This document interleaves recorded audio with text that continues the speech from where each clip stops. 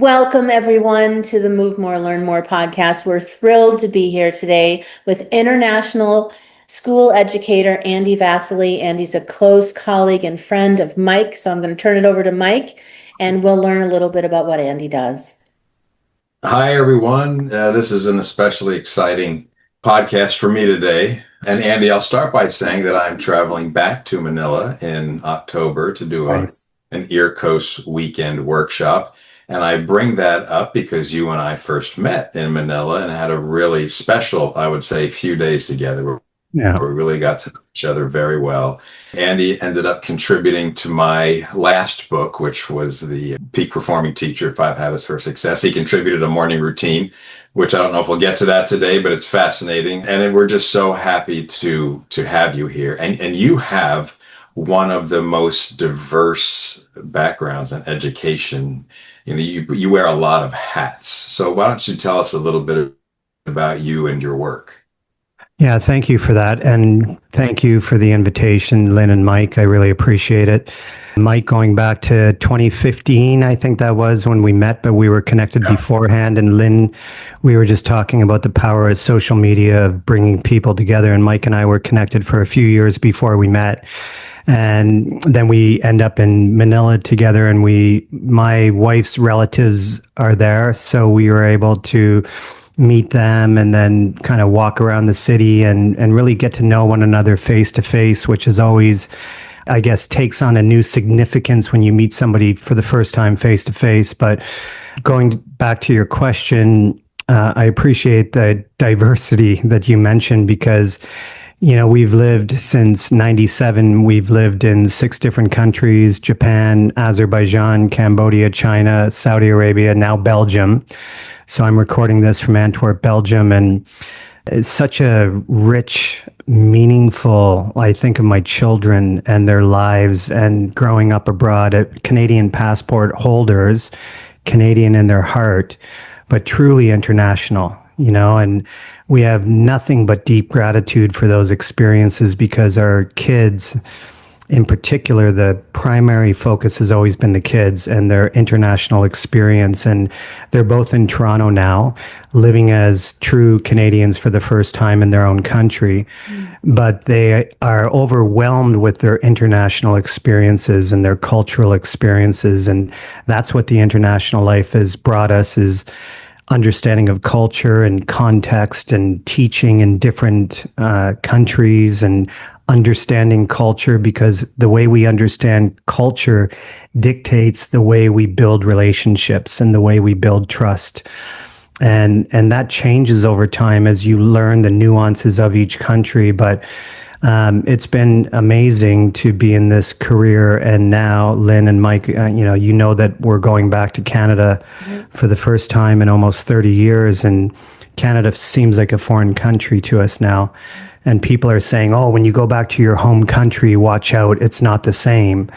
But we push back and we say, we've been through this 6 times. This is just another transition in our life. We're prepared for it. We know what to expect. And the focus will continue to be education and the work that we do. So we're grateful for those experiences. So that, in a nutshell glimpse, is kind of our life and the work. And my wife is a well-being counselor. She's a trauma-informed therapist, and she does a lot of work with suicide attention, which is more important than ever now. And we feel there's a place for our work moving forward, and we're very excited by what the future holds. What do you think from your international travels that you'll bring home to Canada within your field and in your podcast? I think it's open-mindedness. And we've been in the IB education system for 30 years, and there's 10 learner profile attributes that all IB schools embrace. And the big one is open-mindedness, and we have to remain open-minded to new experiences, new cultures, new ways of thinking. And that's especially important when working with teachers across the globe. We first have to connect with them and understand what their context is like, right? So I think that open-mindedness is key and pivotal to being able to be impactful.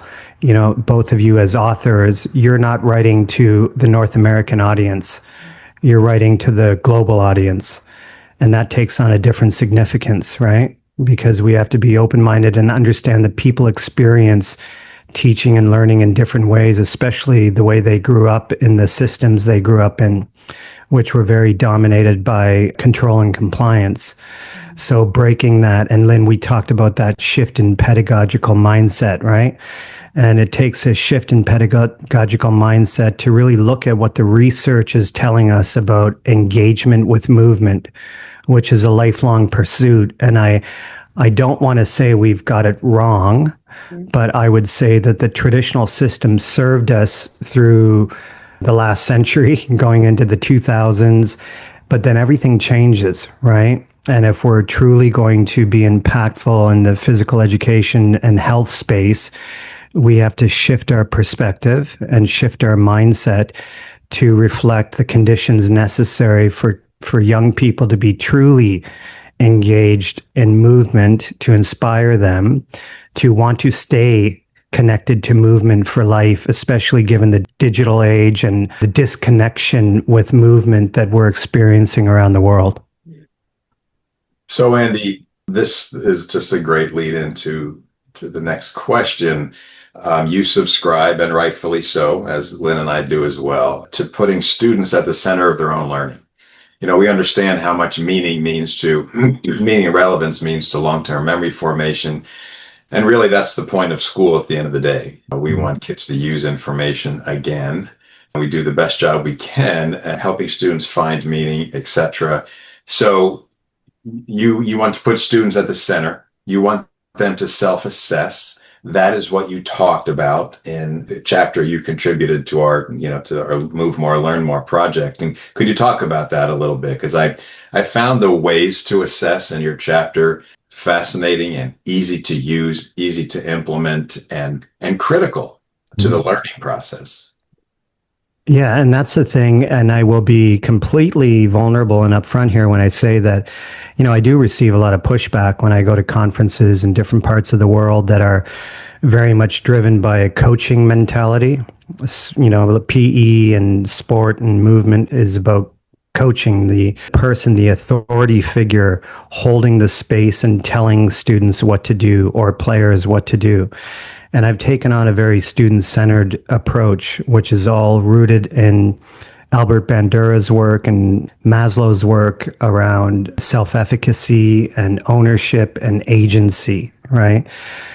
So it's like putting students at the forefront. And I referenced Professor Guy Claxton in the book, who wrote an amazing book called The Future of Teaching and the Myths That Hold It Back.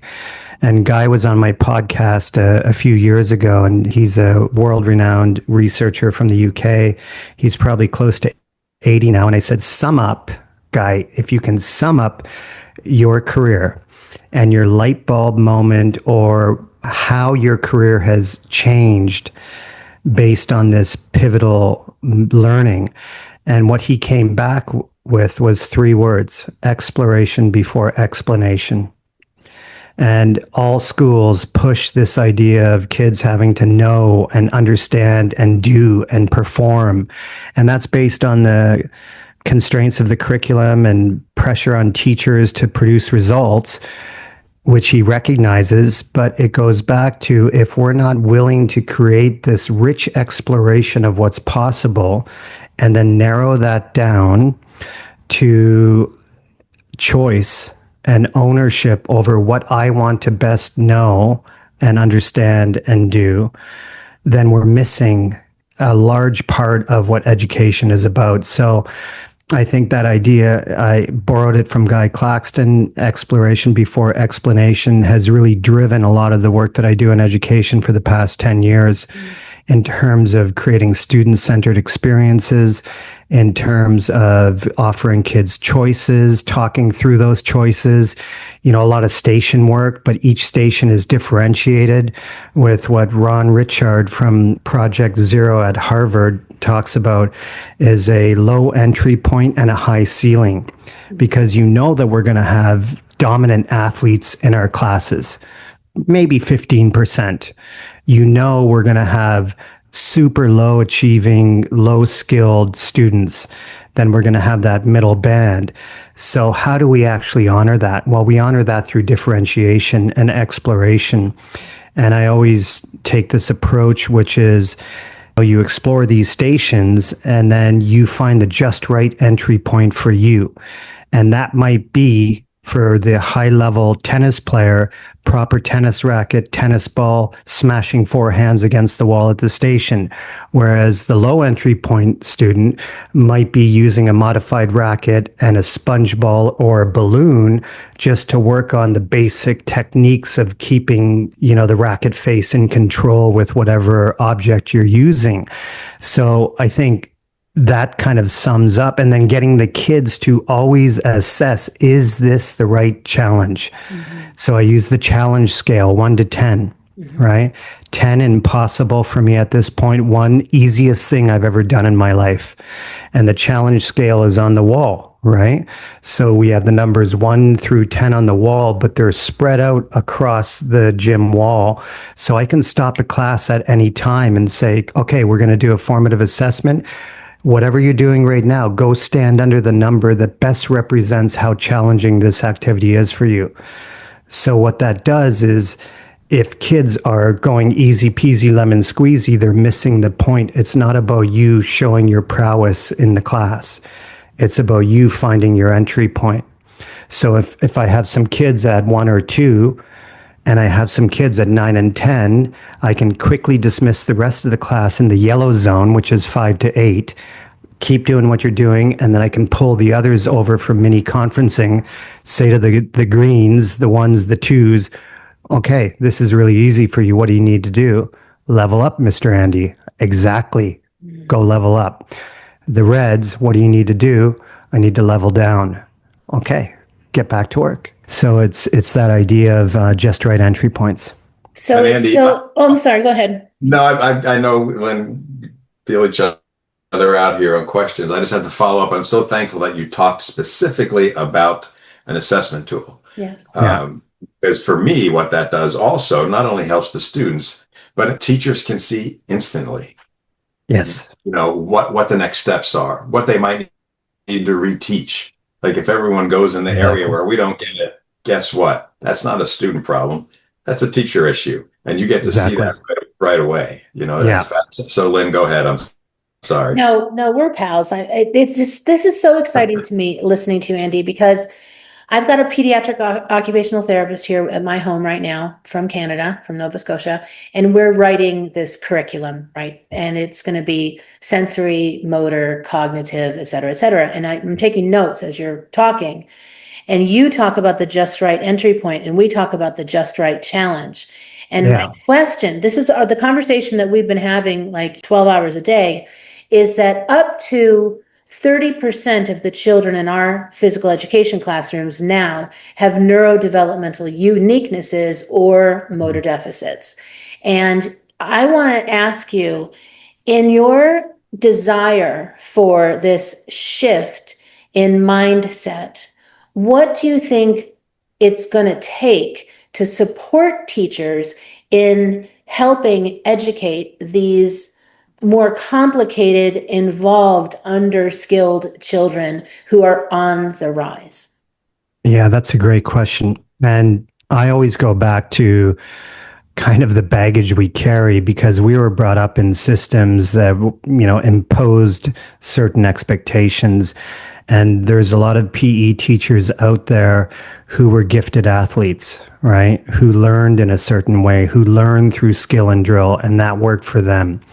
They learn through working out and pushing themselves, but that does not translate to success in our students. So the first thing I would say in response to your question, Lynn, is evaluate and reflect on your own life experiences and what drove you initially in sport. And to understand that, and to understand if you were driven through skill and drill and repetition and being pushed by coaches, that worked for you at the time, but that doesn't translate to effective pedagogy. So just to be aware of that and to create some space to say, I got here to this point in my teaching because I was inspired by my experiences through sport.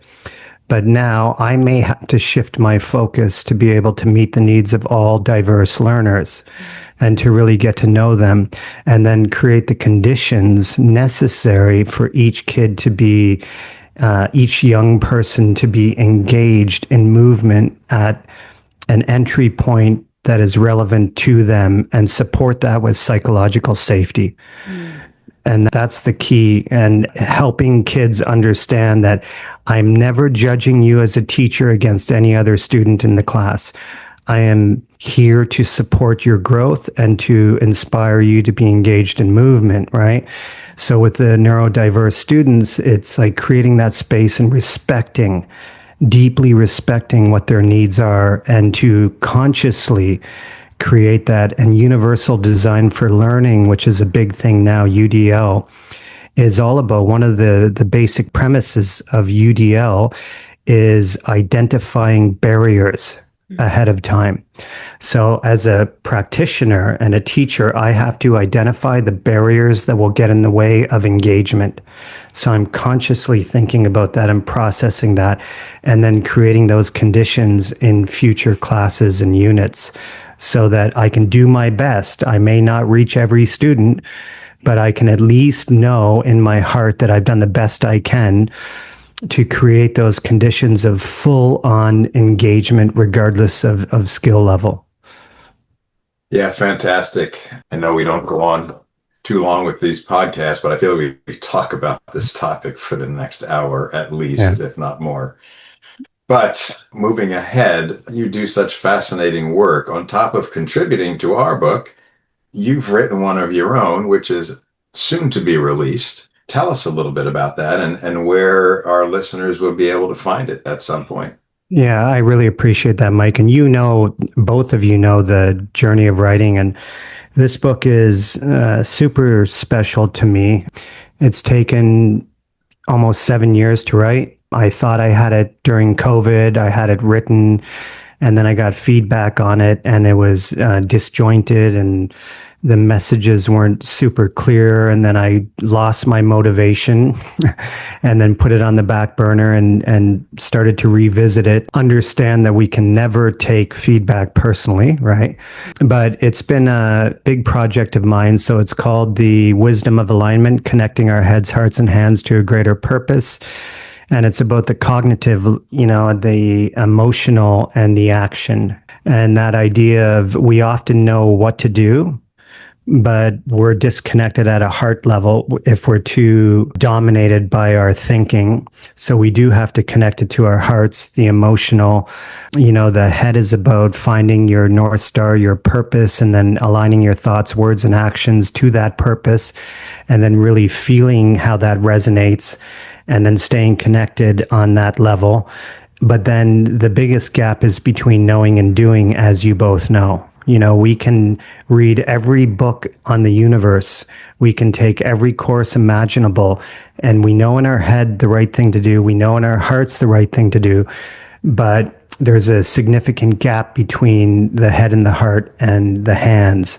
So the book is about really narrowing that gap between the head and the heart and the hands to take conscious action in our lives. And it's based on my own personal story and some of the traumas I've gone through and some of the things I've had to work through in my life. But it's also based on the amazing interviews I've done on the podcast over the last 10 years, and with best-selling authors and performance psychologists, great educators. And I find that regardless of industry or profession, the principles that drive people are very much the same. So it's sharing those common threads of, Mike, your last book, Peak Performing Teacher, would apply to the peak performing entrepreneur or the peak performing author, whatever it is. Those principles apply. So taking those common threads and then weaving them through cohesive narrative, I hope, but backed with a lot of research. And that's been the hardest thing, is kind of structuring the book so there's flow there, but also at the end of every chapter, there's reflective journal writing activities. So I hope that people, as they read it, whether they read the whole book and go back to journal writing or journal write throughout, it's, I hope, going to challenge them to reflect on their own life deeply and why the work they do matters so much. So it is really geared towards educators, educational leaders, coaches, but also parents wanting to be the best parent they can be, and kind of like bringing all of that together in a cohesive narrative was my biggest challenge. It'll be on Amazon, Barnes and Noble, and then hopefully by August on the bookstores in Canada. I'm so pleased to hear that you're going to Fantastic. have like worksheets in it, because as I'm sitting listening, just like Mike's in my journey, honestly, for the last 2 years writing this book, we want to be peak performing agents for good. Mm. And what is your like top line piece of advice for us? Florence Nightingale once said, "So little can be achieved in the spirit of fear." And that connects with a quote that I think I mentioned in my chapter, which was, I think, 15, I'm not sure, but it's from Dr. Jim Lehrer, a performance psychologist who's incredible, who just passed away less than 2 months ago. But what Jim Lehrer says is, the power broker in your life is the voice that no one hears. How well we listen and re-listen to the tone and content of our private voice is what determines the quality of our life. It's the master storyteller, and the stories we tell ourselves create our reality. So it really is exploring your personal narrative. And Florence, so little can be achieved in the spirit of fear. We're so afraid to take risk and to put ourselves out there. And both of you do that through your work. And you know it's going to be criticized. And you know there's going to be people that think something else. But when you believe in your heart that you're doing the right thing based on your values and how you know you want to make a difference, that is the difference maker.